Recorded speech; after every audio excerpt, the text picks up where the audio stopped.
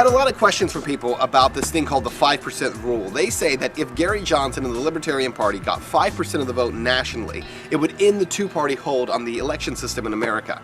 Is that true? I wanted to find out, and here's what I found. In America, we have two major parties. That's the actual distinction of the Republican and the Democratic parties. They're called major parties.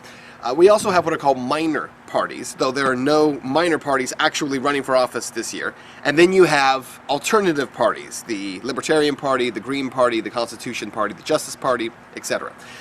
The distinctions are important because it all comes down to money. Have you ever noticed when you get your tax form done, there's a little box there at the end that says, would you check this box if you want to donate $1? It used to be, now it's $3 to Presidential Campaign Fund. Well, what that's really all about is public funding. When you decide to give that money, it essentially goes and is rerouted to a public fund from which the Republican Party and the Democratic parties are given public funding in order to run their elections.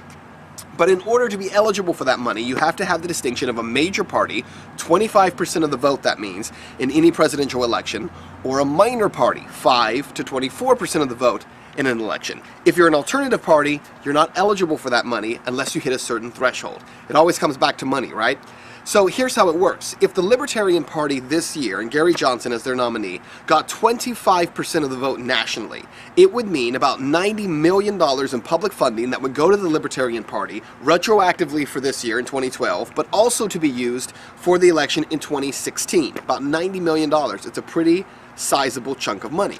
But in order to be considered a minor party, you still get some money. If Johnson and the Libertarian Party, or Jill Stein and the Green Party, manage to get 5% of the vote, or 6%, or 10%, anywhere up to that 24% threshold, then they are officially designated a minor party. And minor parties also get a share of public funding. So it kind of depends on the percentage you get, and that's how the money's allocated. But a 5% vote nationally for the Libertarian Party for Gary Johnson would actually mean somewhere around $10 million that would go to his campaign retroactively for 2012, and it would also mean that money going ahead to 2016. So yeah, there is some truth to the idea that the 5% rule ultimately means more public funding being shared among other candidates and other parties. By the way, one more fact for you. Okay, so Ross Perot ran in 1992 as a member of the Reform Party. He didn't have a whole lot of money coming from public funding, but he was a billionaire, he didn't need it.